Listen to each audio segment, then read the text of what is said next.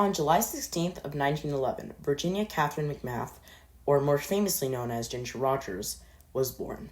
In honor of her birthday, I will be talking about my 10 favorite films of hers. I've seen 20 of her films, so if you want to know which films I've seen, check my description below. I have them all in alphabetical order. And so if you want to check that out, please do. So without further ado, or without any fanfare, let's talk about my 10 favorite Ginger Rogers films. Okay, so at number 10, I have Bachelor Mother, directed by Garson Kanin.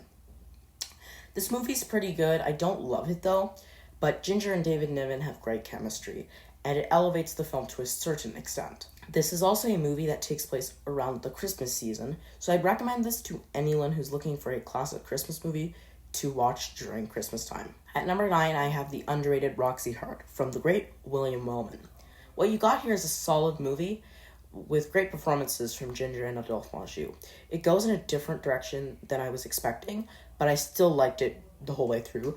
And if you've seen the film, you know what I'm talking about. For those who are wondering, this isn't an adaptation of the famous play Chicago. Roxie Hart is one of the characters in the play. And so this is a movie that may get me to watch some of the other adaptations of Chicago. I don't know, but we'll see. And this is also one of Stanley Kubrick's favorite movies, and I think that's pretty interesting because when you think of Roxie Hart, you don't think of this as a movie that would inspire or would be loved by Stanley Kubrick. That's just me, but when I figured that out, that shocked me. Number 8 is Storm Warning. This movie deals with some heavy topics for the time, and it handles it pretty well. Ginger's great, as usual. You'll be hearing that a lot in this video. But I also love Doris Day in a rare dramatic turn.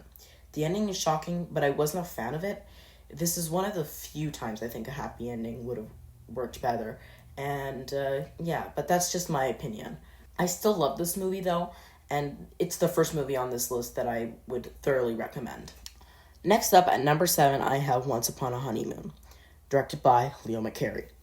I know that this movie is heavily flawed, but two of my favorite actors, Ginger and Cary Grant, are in this.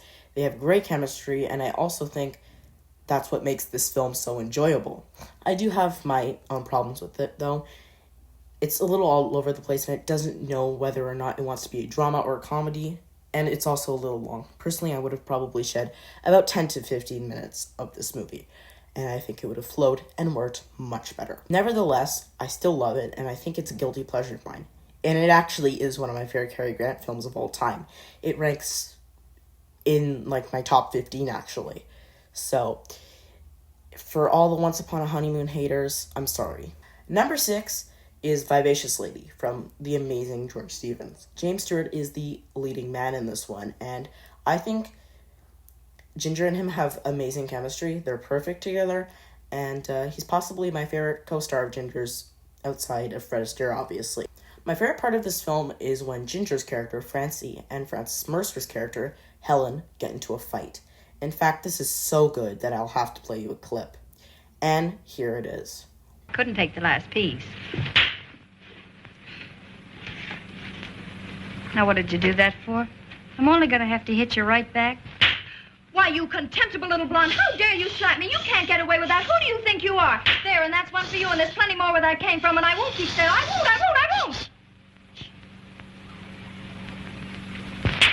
How dare you? How dare you? You can't do that to me. I won't keep still. I won't. I just told you you can't do that to me. Stop shushing me. I won't keep quiet. I don't care who hears me. I don't care if the whole club hears me. Ow! Oh!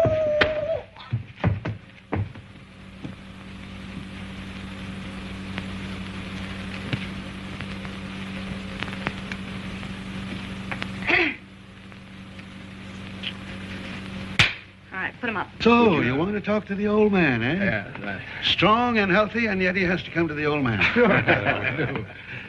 Chip off the old block. Well, what is it, son? Is he too big for you? Well, he can't lick both of us, can he, huh? You don't mind, do you? Excuse me. Now, don't tell me you've got something up your sleeve. I can tell by that look in your eye. Come on, out with it. Out with it. Give me up the truth. No. Surprise. I've sent Keith for Mother, and I want you both to be right here. Now, it better be good. Dad, this is good.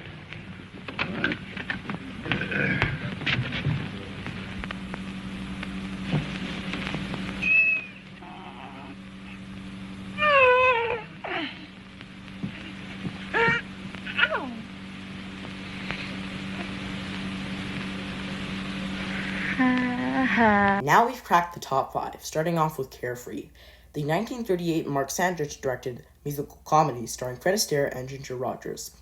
This is the first Fred and Ginger movie you'll see on this list, and it definitely won't be the last. Although Carefree has the least amount of musical numbers I've seen in any Fred Astaire and Ginger Rogers film, it doesn't stop this film from being a great film.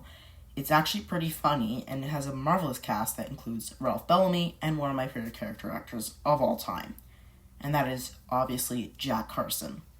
Next up is another Mark Sandrich-directed Astaire and Rogers vehicle, and that is Shall We Dance? The musical numbers are actually the biggest highlight of this movie for me, particularly the one in which Rogers and Astaire dance, or tap dance, on their roller skates. And for the time, and even now, it's pretty impressive they were able to pull this off.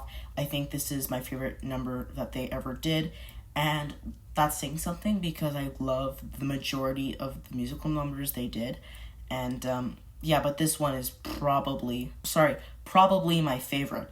I do think the final musical number is a little silly, with Astaire dancing with a bunch of women wearing masks with Ginger Rogers' face on it, and that boggles my mind. I think it's really weird, but I think the overall product is actually amazing, and Fred and Ginger's chemistry is unmatched. They're one of the greatest couples in Hollywood history. Finally, my top 3 are all interchangeable. I love them. They're all masterpieces to me, but this is how my ranking goes for today, July 16th of 2024. At number 3, I have Top Hat, arguably Ginger Rogers' most famous movie. And for good reason. It's got everything you'd want from a movie like this. Catchy songs, funny moments, and likable leads in Fred Astaire's Jerry and Ginger Rogers' Dale. Edward Everett Horton, an actor who always appears in these Fred and Ginger movies, is also in this, and he is a delight. And that's saying something, because when you look at his movies that he's been in, it's pretty impressive. You know, he's always a delight in these movies. He's amazing. And this is probably my favorite performance of his. I love him a lot in films like Designed for Living and Shall We Dance, which is the one I just talked about earlier. Arsenic and Old Lace, he has a smaller role in that, but I still really like him there. And Trouble in Paradise, and there's this really obscure movie that Cary Grant's in called Kiss and Make Up. I don't really like it. It's a bad movie, but he's great in it, and he's definitely one of the best parts about that movie. The final Fred and Ginger movie I have on this list, and the first Ginger Rogers movie I ever saw, is and was Swing Time from 1936. And I forgot to mention it was directed by George Stevens, who also directed Vivacious Lady, the film I mentioned earlier ago. This would probably be number 1 on this list if it weren't for the scene in which Fred Astaire dances in blackface. And I just cringe at this scene. It hasn't aged all that well. It ages like milk, to be honest with you. And I think, it ruins the film, and it makes it not a perfect film. And if it weren't for that scene, I think this film would be my number 1 favorite Ginger Rogers movie and an all-time favorite film of mine. So that scene is just frustrating to me because it ruins the entire film for me. Unfortunately, like I just said, it ruins the film for me. But I still love everything else. I think it's a charming, a delightful romp of a film. And it's probably my favorite Ginger Rogers and Fred Astaire movie. It's either Top Hat or this movie. But in terms of the musical numbers, this has the best selection of musical numbers. So you've got Never Gonna Dance, and then you've got the one I forgot to write, obviously, but I know how it goes. It's the one in which Fred Astaire's character, Lucky Garnett, shows his amazing dancing skills to Penny Carroll, who's played by Ginger Rogers, and then they dance together, and it's just an amazing scene.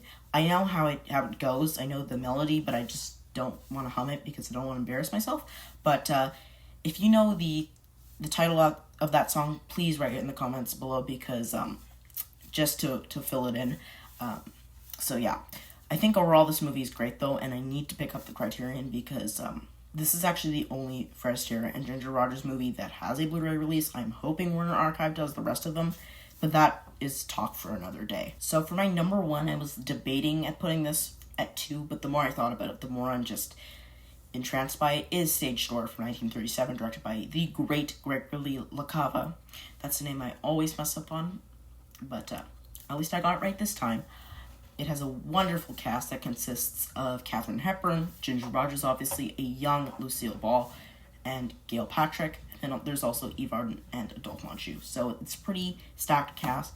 This movie is one of the greatest films of the 30s, and that's saying something because I think the 30s is probably the greatest decade of films ever, but that's just my opinion.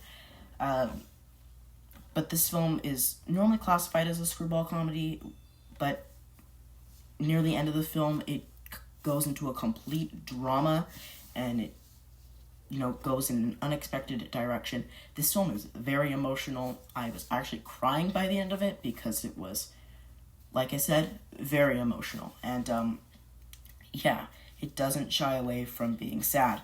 There's one performance by Andrea Leeds that is kind of heartbreaking. She is the character. Spoiler alert. So if you haven't seen the film, this is where I sort of go into spoiler territories. So that's just my little warning, in which she kills herself. And, you're not expecting it. And so then from then on, like I said, it goes into this complete drama. And that's probably my favorite part of the film. I enjoyed the first half, but the second half is just amazing. And Hepburn has an amazing speech at the end of the film. Personally, I think this is my favorite Ginger Rogers performance. She's amazing, and she works really well with Hepburn, and I wish they did more pictures together because they would have definitely been wonderful. So those are my 10 favorite Ginger Rogers films. If you have seen 10 or whatever, if you've seen a couple of Ginger Rogers movies, write them down in the comments below. And if you've seen a couple that you would like to recommend to me, also comment those down. I would love to have some recommendations and add them to the watch list if I haven't already, because there's still a whole bunch of Ginger Rogers movies I do want to see. There's one called The Major and the Minor, which is one of her more famous movies, directed by Billy Wilder, and it's hard for me to find that film. I can't find it really anywhere, but it's one I was meaning to watch for this video, but I just didn't have time. But anyways, I still enjoyed pretty much every movie I watched for this video, except for one, which I watched today. But you'll see in my Letterboxd review, if you follow me on there, what I thought on that film.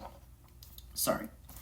So, that's all for today. I hope you have an amazing day or amazing night. Whenever you're watching this, I hope you have an amazing whatever.